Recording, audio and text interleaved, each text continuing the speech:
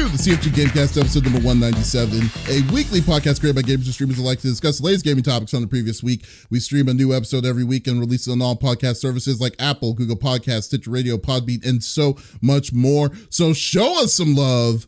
Do us a favor and give us a like on Facebook, and subscribe or follow on our YouTube, the CFG channel, or go to our main website, freaksandgeeks.com, to not miss an episode. I am Mr. CFG Games himself, Davis Green, and with me today, I got my two awesome co-hosts. I got Lex in the second seat. What is going on, my cyborg? Ooh, a cat.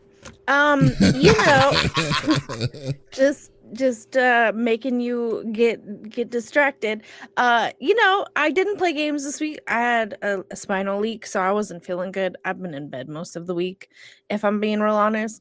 Other than somebody playing GTA in my neighborhood and messing around and finding out.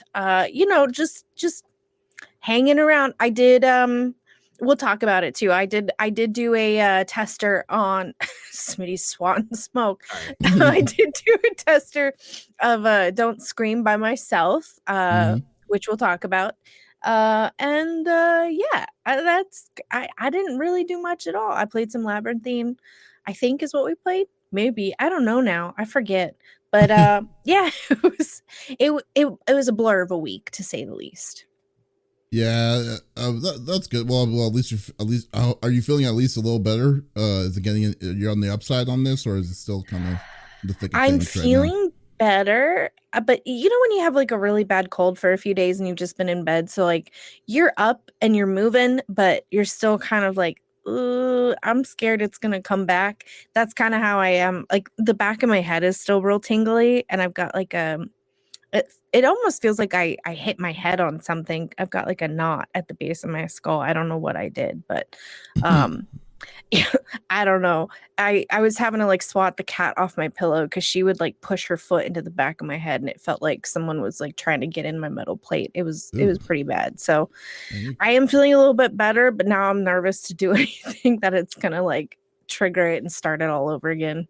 Your cat sounds like a jerk right now. Jesus. But you know what? She didn't mean to.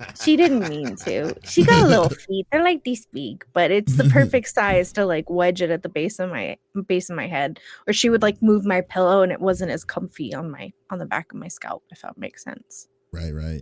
Hey, but you know what, Lex? Yeah.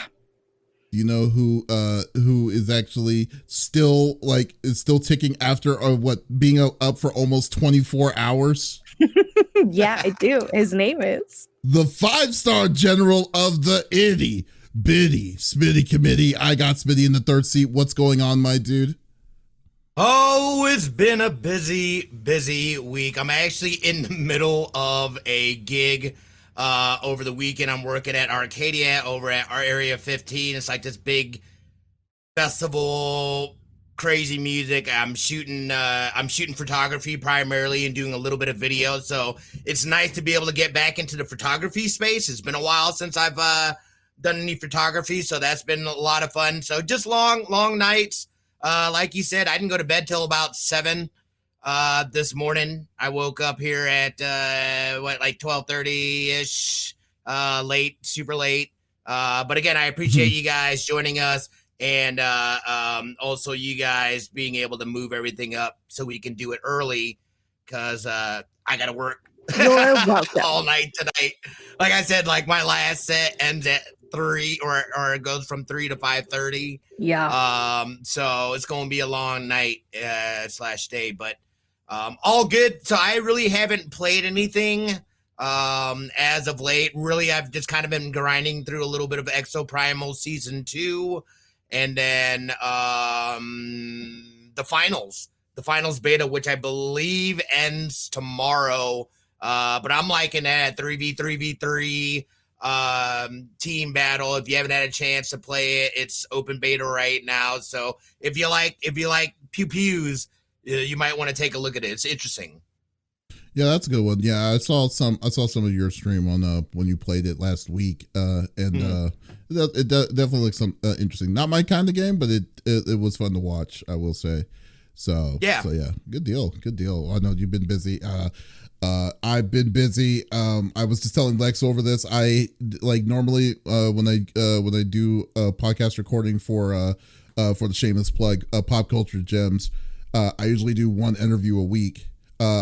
This week I did 7. So 7 different interviews at the same time, and this week, which kind of killed me. That's nuts, T. Yeah. Well, yeah, I know, right? Hey, but I got stuff now for the next couple of weeks now, so I'm good. And then also I've been working on my review because I'm doing a review for RoboCop because I've been playing. God, you know, it's funny. Here's the thing with RoboCop.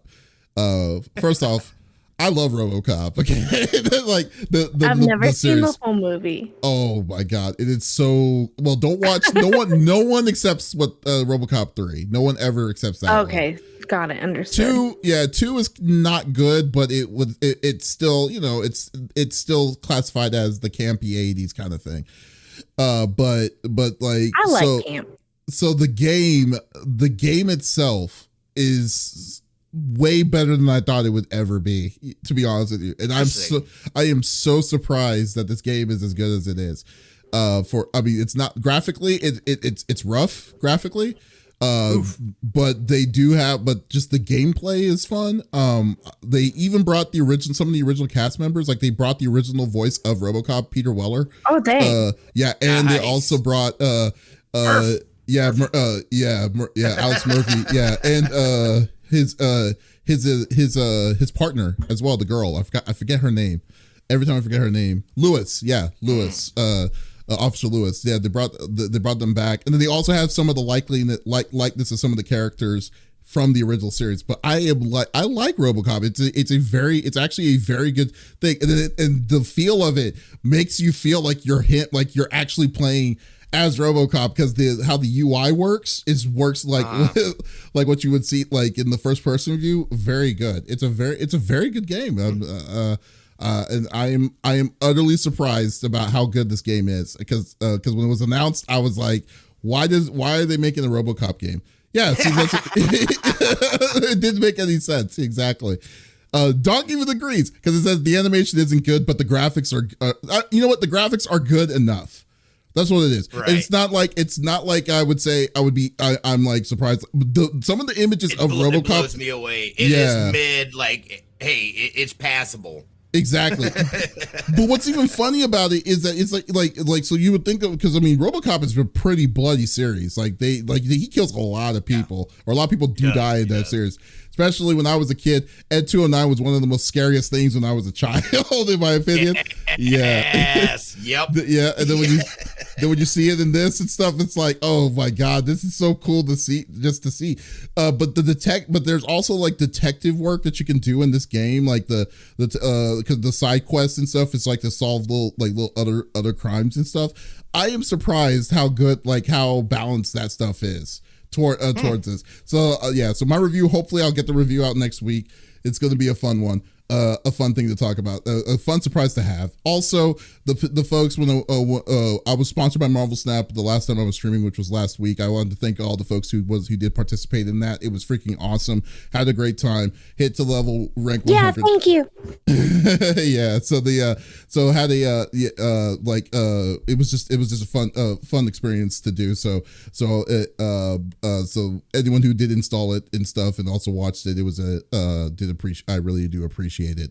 So there you go. And so I know we don't want to go through the rigmarole of me just keep on oohing about RoboCop. So let's go through the normal rigmarole that we like to do. Before I do want to thank our CFG members who are subscribed to CFG Game Cast. Thank you so much to Vicky G, as well as Crystal Lake, and then hold on, one more. Dominica. That's a new one. Ooh, Thank you. I like that You're gonna name. see the names. You better get them right, David. yeah, that's a new one.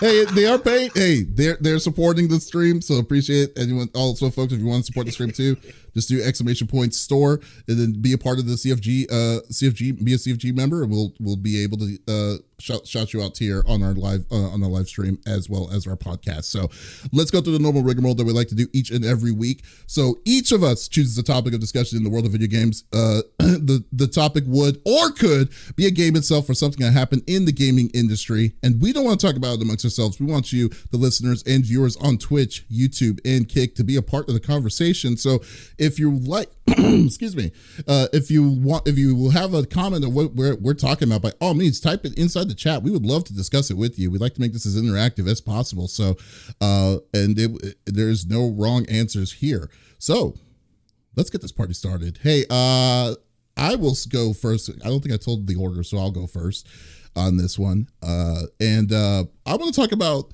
what the hell is happening to Bungie because well, here's the thing though. The bigger outline is this. Sony is getting hit by a lot of layoffs, but the Bungie got hit the worst of all of it. They tried to keep it under the rug with some of their other first party studios. I think there was like 25 that was laid off from the studios who did Uncharted and stuff, as well as Callisto Protocol. Yeah, exactly. Yeah, so they've been kind of under the radar for that. But the worst of it all is Bungie. And in a way, I don't even know if it's really truly Sony's fault for how bad or decrepit of what happened with Bungie itself. But at the same time, I think that Sony is a smart company. They know how to make money, and for them to say we want to buy your company for $4.3 billion. I think it was $4.3 billion that they bought Bungie for 2 years ago. On this, for them to get hit this badly on it because of how badly performed that this company did in this past year is unbelievable to me. Well, first off, here's the deal. So Bungie itself, I believe over 100 people have been laid off currently from Bungie itself. This is streaming from multiple layers of departments within Bungie. Even the creator of the music, the people who El Salvatore, who's done the music for Halo, basically for all of Destiny, all of it was hit by this layoff, which is insane. So with that alone, that just says that no one was safe on this, because of how bad they were their profit was from this the past year. What's the most recent expansion that happened? Was it Lightyear or something? Lightfall. Yeah. So things have dropped down. Money dropped. Like the profits dropped in this game by 45%. It was not a good DLC. It was not a good expansion. Yeah. So this was already a downhill slide on this, and then plus how throughout that time pacing of like the next expansion that was happening that's coming out in February, it felt really lax from the most part. Like they weren't really hyped up, or there was no energy that was coming towards this because people were assuming that all of their ducats were going to be in the new IP that they were working on. What was it called? Marathon. Marathon. So the biggest thing, with all of this that's happening, but I think the thing that really kind of made it like to add more salt to the wound was that Bungie themselves really didn't acknowledge, they acknowledged that there's going to be layoffs. They acknowledged that there was going to be that stuff had to change, but they just didn't say anything. Like they've been quiet on the back end side, especially when there's a lot of different people that were kind of pushing back on like what the hell's happening, what happened, and stuff like that. It took them 5 days to come back to the public to release an official statement, which is, I think, is really unheard of from Bungie themselves, because usually Bungie's pretty good on this kind of transparency of this stuff, which is weird to me. So like I just think that this just seems like a shell of a company of what it once was, So earlier they did a post. They did a post from the developer. They said that this has been one of the most difficult weeks in our studio's history, as we've parted ways with people we respect and admire. Oh, whoa! We've spent this week supporting one another, including those who are at the studio, as well as friends and colleagues who are no longer here. And then I'm like, then they said, we know we have lost a lot of your trust. Destiny needs to be Destiny needs to surprise and delight. We haven't done this enough, and that's going to change. I feel it's way too late for that, because the biggest knock on Destiny throughout this whole time was the aggressive microtransactions that are in this game, and then how they implemented these microtransactions to the public itself. Especially if you're trying to introduce it, it is not new player friendly whatsoever. So like with all these different kinds of aspects, kind of pull. I mean, Destiny's and at this point, Destiny's almost a 10-year-old game. And it has all these different kinds of things and these different kinds of tidbits and stuff, that this is not a matter of of them readjusting or changing the system. They would have to change the culture completely for them to kind of to come back. And now with a shell of whoever's remaining in Bungie themselves, which I feel is going to be a ridiculous uphill battle for them to do. It just seems like it just feels like they're in a downward spiral, which I don't see, and I don't know if I can see them get them kind of get back up from this. So I kind of want to get y'all's opinion on this, like what the hell's happening to Destiny, especially you, Smitty, since you play Destiny, So well, I'll say off the rip, one thing that I've always respected about Destiny is that they will put out some bad stuff. They will own it, and they will eventually get to a point where they don't give up. You know what I mean? Like, we've been in this spot before throughout the cycle of Destiny. Again, I've been playing Destiny since beta. I'm very personally invested in the story. I'm okay with it. I'm not sure if it's 100% confirmed or not, but I think it is that the final shape was actually pushed from February to June, which I'm okay with that as well. This is literally the culmination of this 10-year story.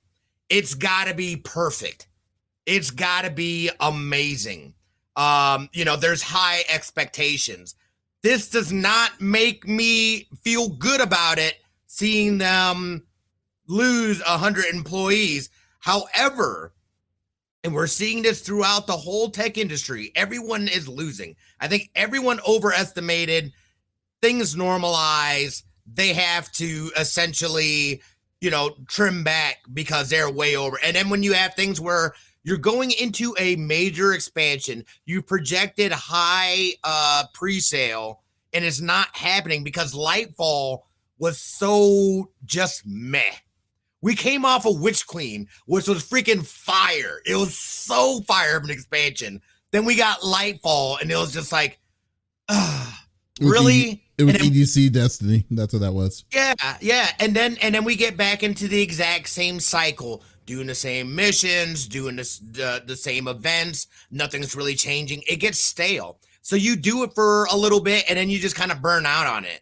You notice even the creators, the typical Destiny 2 creators, are not playing Destiny 2 right now, or at least not on stream. So it's been waning for quite some time. I'm guessing that fundamentally the game won't change because they did hang on. I think one point was that, they're saying all this stuff, all these people, these dedicated people, but then there was a note that leaked from the CEO saying we kept the right people. Like that, that's a little backhanded. What I'm saying? Little Salvatore has been on the thing and Halo. Gorgeous. Like, one of the most memorable things about Destiny is the freaking music. Yeah.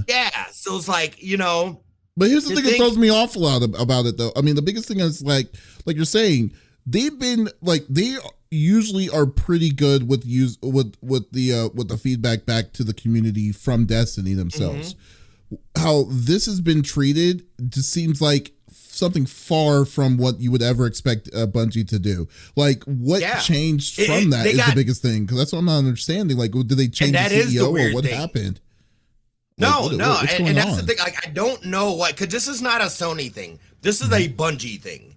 Okay. Yeah, for sure. This is 100% Bungie. And I think they've been kind of seeing the writings on the wall from the lukewarm reception of Lightfall and the fact that we're in this stale cycle.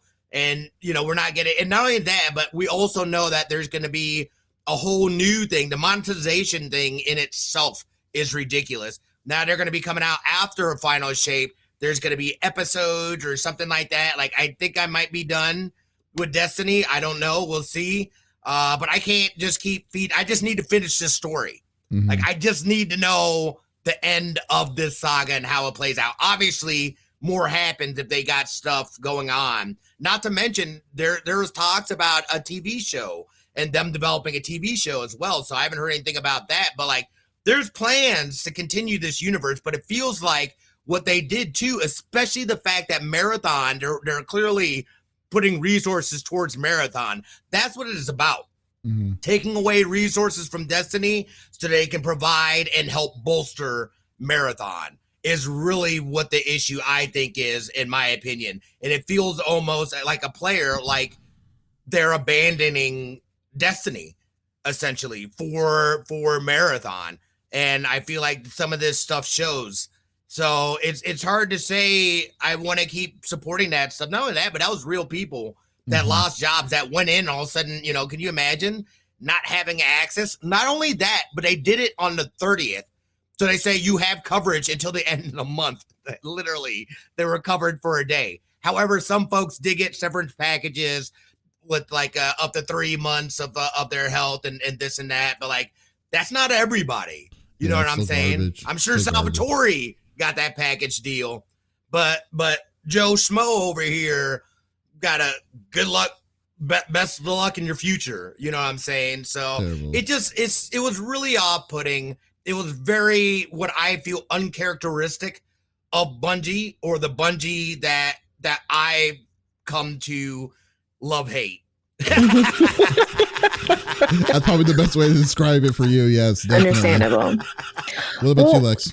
What I find crazy, and I had mentioned this before we started podcast, this had popped up, that 2023 has been the most 90 plus rated games on Metacritic in 1 year for the last 2 decades. So basically, in a nutshell, like 2023 has been the best for gaming as a whole.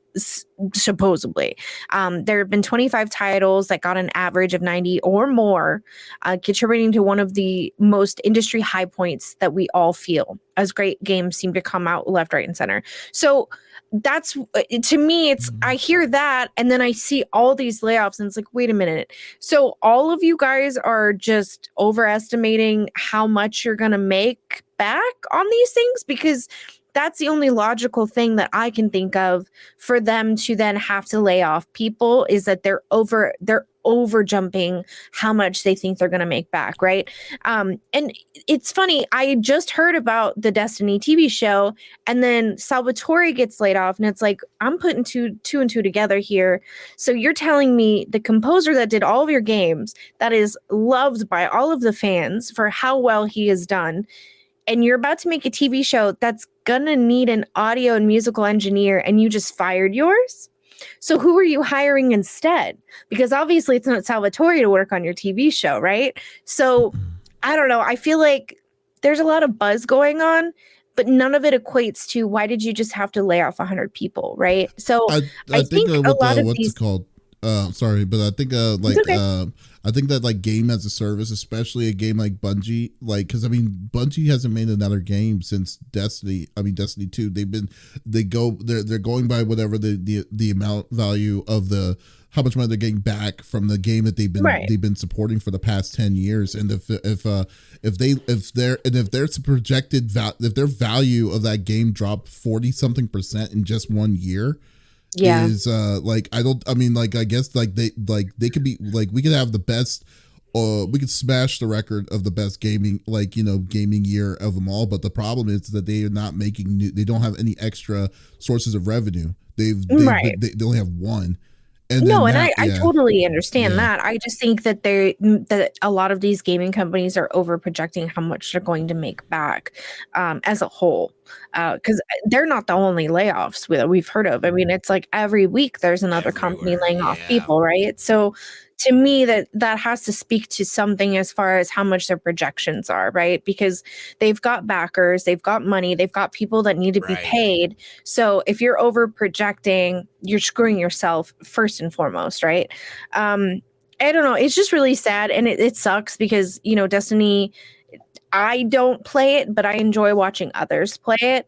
And so Lightfall was very disappointing. Witch Queen was so good. It was so good. I liked Witch Queen so much. I was like, dang, maybe I should start playing. And then I realized I can't catch up. So never mind. Because I did the math. I did girl math. I was like, it's going to take me like 80 hours for 3 weeks in a row to get there. So no, never mind. It's very convoluted too, how they have like the different expansions. Like the game in totality is expensive. It is ridiculously expensive. Yeah, it's very expensive. I did girl math and it didn't. I was like, it's not adding up. And I was like, Adam, will you pay for me? He said no. I think the biggest issues, like, I think especially besides the fact that like, I just think the level, like, well, besides the fact that Sony wasn't on board, like, there was one person that was pushing games as a service for Sony was the reason why Sony bought Bungie initially. As also, I kind of feel like it's kind of reactionary, especially since Microsoft is buying out big companies as well at the time. That but now since he's stepping down, what's going to happen to Bungie is it going to be the biggest is going to be another question. Like, I don't know what Marathon is, because I know Marathon was a game that they made before a long time ago, and I don't know if anyone has played it or whatnot, but like, if it's not going to be a game that's going to be, if it's not going to be game as a service, or like, what is going to be the expectations of this game if the parent company is not on board with a service like that anymore? Because that's what I'm more worried about, because that's why they acquired Bungie. They acquired Bungie for their game as service model. And being able, because they want to do more games as service. Well, that was the direction of what the original leader of Sony was going to do, but now he's leaving. That guy's gone. So like, I don't think, and then the reason why was because there was also kickback within Sony wanting to do game as a service, to engage. So now we're in a weird predicament. So he's in a weird predicament. On, like, we have a company that we just spent $4.something billion who's losing money, who just lost 100 of their that's lost 100 of their people, and then now they're expecting us to get to rein in on profit. It's like they are in a ridiculous in a really hard position. They're in the Kobayashi Maru situation, in my opinion. I think this is a preemptive move on Bungie's part. So it kind of takes the spotlight away when it comes to cuts. They're self-imposing this stuff now to try to get back on the right track. So instead of waiting for it to happen, I feel like they're just making the adjustments. They basically self-imposed it on themselves, hoping that keeps the spotlight away from them and they can course correct into going whatever the direction may be for PlayStation with Jim Ryan leaving. So yeah, that's a good point. Yeah, so like, I don't know, like, I'm interesting. Yeah, I'm kind of in the, like, I really want them to. I'm sad. It's sad. It's very the whole situation is just terrible. I mean, it's just a terrible situation. I really hope that everything gets situated here later, and then also hopefully the people, especially during Christmas, man. This is the holiday season, and I hate Christmas. And this happened. Yeah, this happens at the worst situation. Jesus. Yeah. So, anyways, yeah, it's so we'll see where this is going to go. And I want to see, like, I hope Marathon is going to be worth it, but we'll go from there. You know. Yeah. Lex. Are you sure, me or I'm pretty quick, so I'll go first. Also, we're not in any hurry. We have time.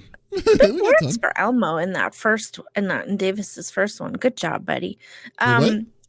I said big words for Elmo because you used a lot of big words in your on your topic, and I said good job, buddy. Oh, so thanks. I was going to talk about two things real quick. They just announced Take Bendy your the time. Cage. Bendy the Cage has officially been announced 4 days ago by Joy Drew Studios, who are the creators of Bendy and the Ink Machine. So this will be the third installment. It's pretty interesting. They don't leak too much. They basically just say we all know how it ended, how Audrey stood against the ink demon, how we all came to her rescue in the nick of time. But how did we escape the pit? So that's essentially all that they gave us. So I'm thrilled. I'm excited. So that's number one. Number two, I got Don't Scream. If you guys haven't heard about this, if you scream, you restart. An Unreal Engine 5 short horror experience made by two indie devs. The challenge, explore the forest for 18 minutes without screaming. The catch, time only ticks when you move. It's the perfect game to scare the pants off your friend's family. Microphone required. So when you first load up the game, a video from the devs saying thank you for purchasing the game. It is $9.99, by the way. They talk about, we recommend that you play the game however you want to, but please at first do it how we recommend. And they explain how to fix your microphone if you don't know how. If you have, third-party software, how to do it through there, X, Y, and Z. So I was reading the reviews and it's hysterical. The first one that I came across said, my cat meowed and I lost 10 out of 10. Are you serious? Yep. The monster was so loud that it reverberated through my headphones and I lost 9 out of 10 would recommend. I lost because I burped. Damn it. 10 out of 10.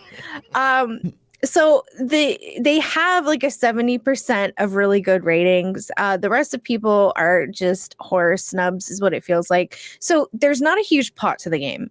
When you get in, I don't want to spoil it for anybody, but you see wreckage and you can explore the wreckage. It is found footage. So from a standpoint of somebody who A, doesn't see well, and B, found footage is hard for me to navigate visually, I didn't do too bad. You can turn the gamma up or down, and that's about it. There is no colorblind settings because everything is very like gray, white, black. It's not in black and white, but you do see splashes of red here and there, but it's nothing too crazy. So if you are colorblind, you shouldn't have any issues really, like myself.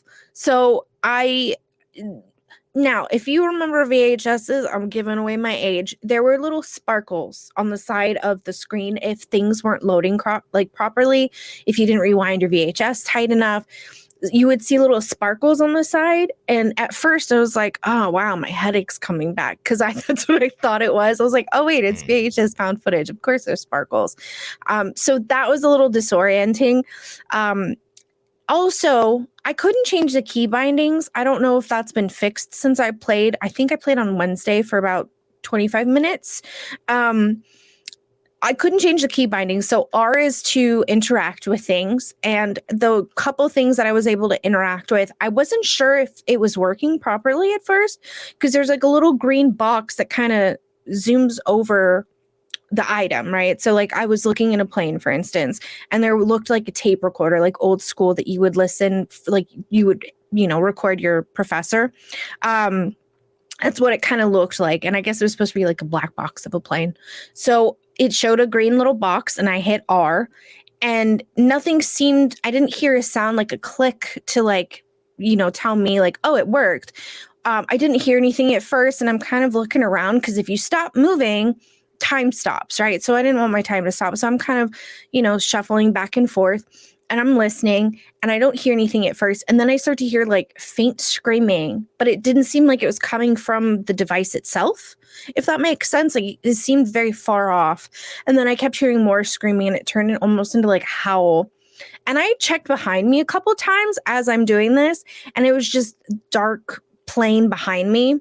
And then the third or fourth time I looked behind me, a lady shot at me with teeth and I went, and I died. I was like, oh, damn it. So The gasps count.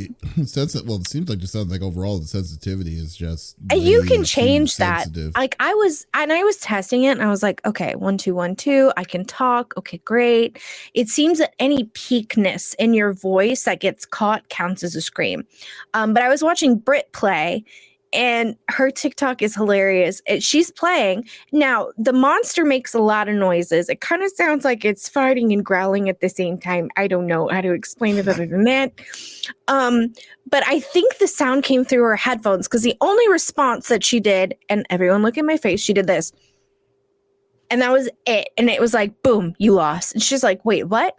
So my only thought was the sound from the monster from her headphones picked up on the mic, and that's how she lost. So maybe check your volumes for your headphones, or wear the ones that I wear that like vibrate your ear. Unfortunately, when anyone gasps in my ears, like I lose my eardrums for about a minute. But the game is very interesting. There is no plot. They do pause the time in certain areas so that you can kind of like look around and investigate. If you are a horror fan, you do know when things are coming. It caught me off guard the first time, because I looked behind me and I was like, this is your time. Come on, come out and scare me. And nothing happened the first 2 times I looked. And then I was like, all right, I'm leaving. And as I turn around, it, bam, got me. So it is pretty... It's actually a good point that Don kind of pointed out. If you mute your microphone, you basically will win, right? Nope. It pops up with a huge microphone showing that you've muted it. Oh. And your time pauses. So you can't mute your mic, because then your time pauses, and that 18 minutes of walking around and exploring is no longer viable. So if you notice here, this is actually what I was playing. So I came up to the machine and I was like, oh, I want to interact with it. Can I have a sody pop? And it said, nope. And he said, okay. So I kept walking, and then I was like, oh man, this woods area is kind of dense. Maybe I should go back. And then I saw the plane and I was like, oh, cool. And then I was like, oh, it's starting to get dark. Maybe I don't go into the woods because I won't be able to see. And then I blinked. It essentially made the motion that I blinked, and then it was pitch black and I had a flashlight. And I was like, oh, that's kind of neat. So it transitions you from daytime. I want to say the first like 3 to 4 minutes, you do have a little bit of daylight. Obviously, there's a lot of tree coverage. This is exactly where I went. I was like, oh, I should go investigate that. Okay, maybe not right now. Did you secretly record me? Dang, this is exactly what I was doing. So maybe. Yeah, you know, I was like, oh, okay, I should look in there. Oh, no, nothing over there.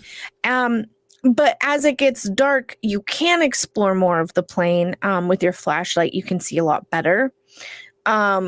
But it was interesting. I the reviews made me cackle. My cat meowed. I died.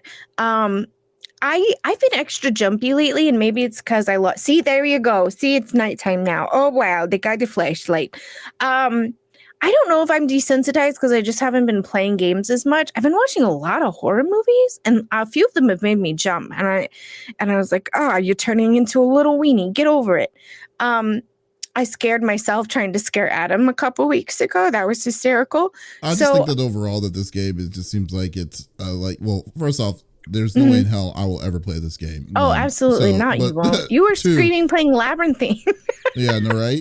2. In the distance, I just hear, no! Yeah, the stupid ghost, man. There's a stupid little wooden ghost. Freaking annoying. And then you hear these giant thud footsteps that's Bigfoot decided to destroy you. But then secondly, though, like if like the sound thing would just throw me off. Like the sound thing would just kind of like, don't get me wrong, I think the idea, the concept of it is a really cool concept, but I think that the sensitivity alone for it, I think would just turn me off if these like, you can adjust that in the beginning.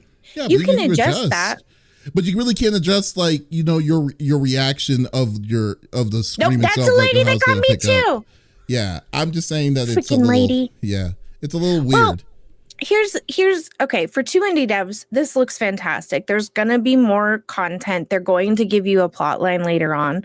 I think they've made a really good idea here. They made this Number look one, really good though for it to and be Donk says I was talking about actual mute people. Well, they do make some noise and they can gasp, so I don't think they would win. Yeah, if a gasp can make you lose, then I'm pretty sure the mute people still can lose too. So yeah, you can adjust that though. So if your mic is a little more sensitive, because it does take, so it didn't have the regular mic settings of my mic. It had the mic FX, which has my gain and my filters and all of that on top of it.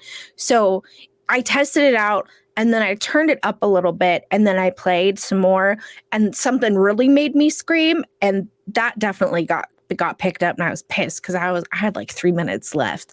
I think on my third time I did win, but I was like screaming with my eyes, you know? I was like, don't say anything. But I had a blast playing it and I'm going to play it some more. It's really interesting. This person adjusting their microphone. It's funny. And that lady moved and she freaked me out. She tried to like set herself free from the tree and I was like, do you need assistance? But she wouldn't talk to me. Smitty, what do you think? What do you think about this? Yeah, no, well, I know too, because I think this is like early access, right, or whatever. Like they plan on like doing a bunch more content. It's like one guy, I think. It's two guys and a dog. Oh, this is early access, that are developing this in Unreal 5. So I think it's a great experiment utilizing the technology that's out here. People are enjoying it. I saw DOS play it a little bit.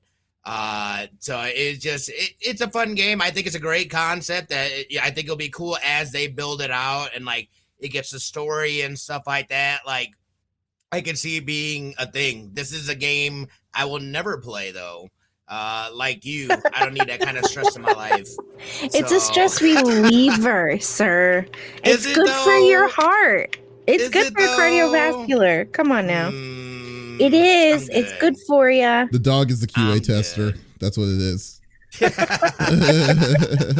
Opie didn't like really it cool. From the get-go. I like the found footage style as well. That was very. It's very cool. Aesthetic. Yeah, definitely. Two things. I mean, to say that this was an Unreal 5, this was run on Unreal 5, like the look of that, like that looks like a real forest almost. Yeah. Like it's crazy. On with the lighting and then you also have the VHS effect. So I mean, don't get me wrong, it looks like a very cool, like I said, the concept of it is a great idea. I just think if it's a complete game, I might take try do a dose of it, but you would have to force me to do it like at Halloween or something. I don't know, but that would be the only way. That would be the only way for it to happen. I don't see you playing this game ever. Well, no, not by my own clear choice. Hell no, that wouldn't be. No, but like if it was, something, yeah. Well, hey, we know we like what we like. I'm sorry. Yeah. Sorry. What can I say? Okay. I poor Dust, like I was traumatizing him all of October because every night I was like, horror movie. He's like, I have to go to bed. No, I was like, too bad. That's funny. But yeah, watch The Boogeyman. It's actually really good. It's on Hulu. Not sponsored. It scared the crap out of me. Wow, it's scared you. That's a alrighty. And it made me cry. Oh damn. I know. All right, Smitty. Why don't you close this off? What you got? All right, so my topic's actually going to be short. Oh, God. Looking at you, Lex.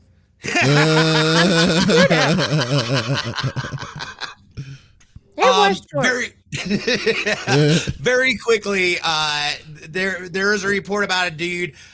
Essentially, he was able to recreate Angry Birds. He calls it Angry Pumpkins. Literally the exact same thing. Here's what's special about it, though, is that everything was generated via AI. Again, we've been talking about AI a lot and it dipping into spaces here and there and whatnot. The fact that they were able to recreate something. Now let me give you a little perspective. You're like, oh, cool, whatever, dude. Like he makes Angry Birds. Here's the thing about it, though, is that at the time, to make Angry Birds, it cost $140,000 to produce. They were able to recreate it with AI with a fraction of the cost of what the original was able to create, and it looks fantastic. All the assets, they use ChatGPT 4, they use DALL-E 3, and they use Midjourney to be able to create all the assets. All the coding was done by AI, which is scary because we're seeing it more and more. Even the finals beta, the announcers are actually AI. So they got a little people were questioning that and whatnot, and we're seeing more of that. They're questioning the announcers. They should be questioning a lot more than just the announcers. Not the announcers, just the fact their use of AI within that and not saying anything about it. I guess I didn't really follow up on that story, but obviously it's something we can see with the SAG-AFTRA strikes and stuff like that AI directly will have a direct effect on folks in those types of industry. But it goes beyond that. If you can recreate a game like that, the possibilities are endless then, what you can do. And the amount of developers essentially is going to expand like crazy. The big thing, though, is as people are utilizing these tools, and we know companies, at least big corporations, they'll cut people and figure out a way to utilize this stuff. So would you say it's more important to start learning about how to I don't know what you would call it, a AI what's the word I'm trying to engineer, almost like somebody that knows the correct prompts, because you need to know how to correctly prompt something in order for it to accomplish what you're looking to accomplish. That's just scripting at that point, right? So I mean, like learning how to script and how to code at that point of somewhat with all of these, because these are like, I don't even think you need to do that. I mean, I think you should have some sort of base knowledge, but I mean, I'm talking about essentially the back end for do AI. It all through AI. It can not only script the stuff, but then it can go back and check its own work. I'm talking about script. I'm talking about scripting in AI. I feel like to troubleshoot the AI itself, not the game or whatever it's creating. Yeah, but I don't know what that even would look like in terms of, what's it pull it from? Where does it even come up with that stuff? I imagine it's got to be scraped from somewhere, either that or it's learned models, essentially is what they're doing. But I don't know what that looks like in terms of, I forgot, this isn't like being run by AI. Everything in the game was created by AI. But it sounds like you're talking about like AI actually like controlling things within. I'm talking about AI is the one that's creating the game. I'm talking about you as the human, as the individual, to be the guy that would control, that would be able to go in AI itself, like ChatGPT or so and so themselves, to kind of see the troubleshoot. So like you're not looking at it at the game level, you're looking at it at the on the back end level of what something that's going to go on. So but for the most part though, well, first of all, I was going to say, like, who owns Angry Birds? And I just looked it up, and apparently Sega owns him. So, so I know that. Yeah. So to say that they I don't think he's selling. Is he selling this? He's not selling this, is he? Because if he is, he's going to be in trouble. I'm going to look on my phone right now. Here's my thing: is AI has to take form from other art, right? So it uses things that already exist in the ether, right, of the internet, to then use that as a base model, unless the person itself is like, just take your form from Angry Birds and then change this to that and this to that, right? So I mean, this is just stolen. Like, I mean, well, in this case, right? In this case, in this case, like, I don't I think they were able to get the image files of these characters, because there's no way in hell they made them themselves. No, the AI made it. They did it with DALL-E 3 in Midjourney. To make okay, well, like yeah, because everything was this created looks exactly with like the bird, though. It's not. It does.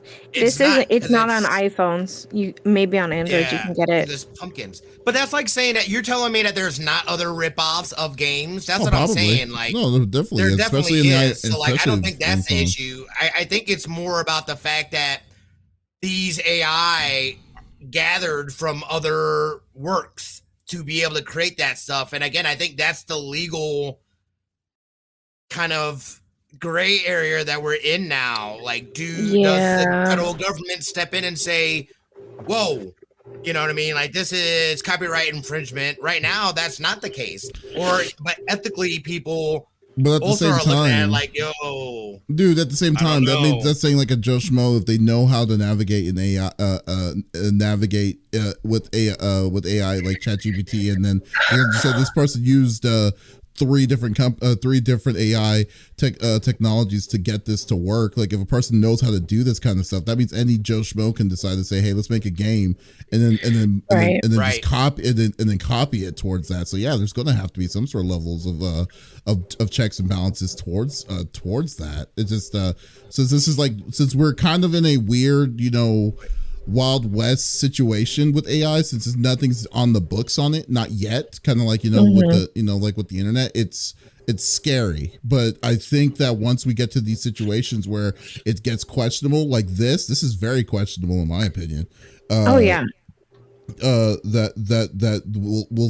you'll actually start seeing direct, can show direct examples of what AI can do, and what it can do it, but you shouldn't do it. Then we're probably going to see a lot more of these here in the near future.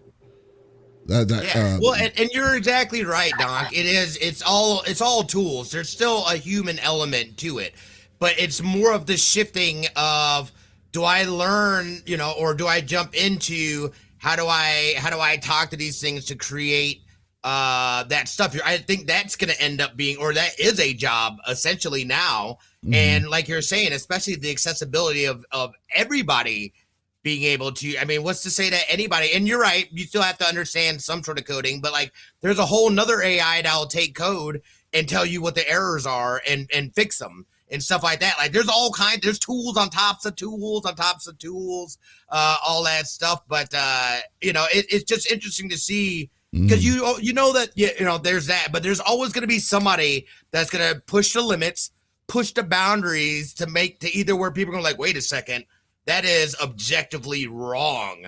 But I think for the most part, in practical uses, some form of these tools are either, and we're seeing it in more and more games. I think it's cool for like characters in a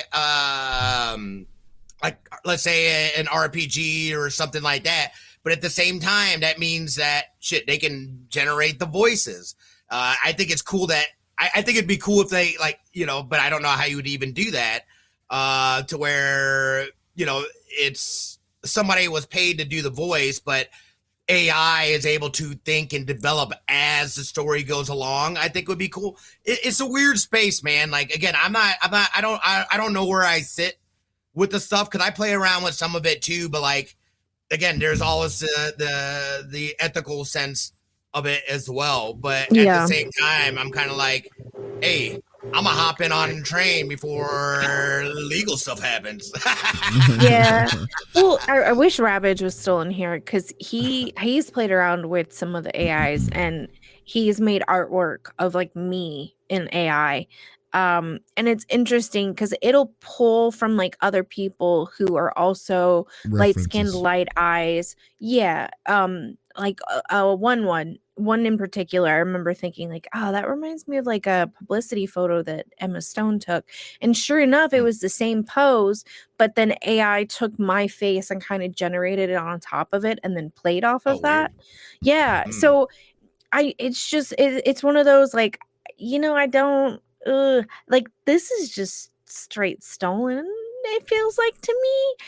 I mean, again, it's not on the Apple Store. Like, you can probably get it if you don't have an iPhone, but I find it interesting. Like, are they selling it? Like, I want more info, because if they're selling it, like, that's a huge other red flag, and then they're gonna get roasted real soon. I don't know. Just saying. Because even like the little bad guys, they look like the green bird with a different face instead of the pegs, which are normally green. Are the bad guys, but it's like they flip-flopped and they took the green angry bird, put him in the bad guys section, and then put a different face on it. Does that make sense? So yeah, like that's, I don't know. Just I'll shut up. I think if anything, it's more of a use case experiment to show people, hey, look what I can do. Look what AI can do. Again, that's the overall part. We didn't get into the oh yeah, by the way, I need to understand coding. I need to understand if this works. There's where a to lot put it, to and it. that. There's a lot to it. I'm oversimplifying what actually happened within it, but obviously there's other people that do have that knowledge, that then this is going to be tools that they can either pull from inspirationally or use directly right now. It'll be interesting to see, and it'll be interesting to see if people divulge this information. There's nothing that says that you have to let people know that this was made with AI, is there? Like, I don't think so. I don't know. I don't. Yeah, exactly, Don. Yeah. I don't think you have to, but like in the credits, usually you put who worked on it. Yeah, I don't think. I think this is saying. I think they did this so they can't, saying that they can do it. Right. But at the same time, I don't think you should don't get fooled. I think it's like what Doc is saying though, in a way in a way, but like it's not like the Joe Schmo can just go and just say, okay, let me just make a game, and it makes a game. It's like you got to know what you're doing.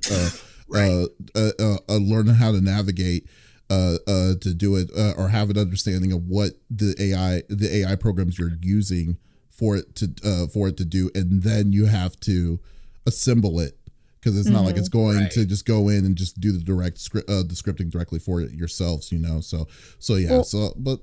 still it's just to say, but even at the end game, to say that the end game still says that you could do this, like that this is possible, then that's still a little bit of a concern in itself, because like it's not like, oh, okay, so now you have to know what you're doing to navigate to get to this point.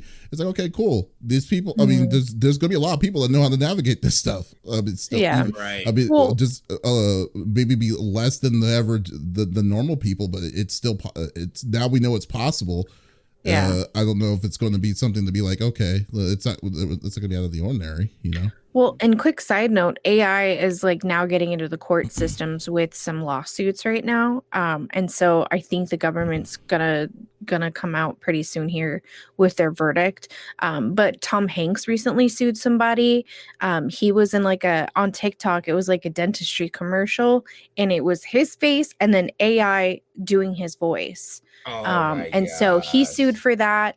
I had a pop-up of one of the major chefs that says you're a stupid sandwich. I can't remember his name, but like for his cookware that he advertises all the time, they're like, yeah, if you send us $9.95, we boxed it up wrong, we'll send you a whole set. And it's like, whoa, they're stealing your credit card, and that's not him. That's AI. I can hear it.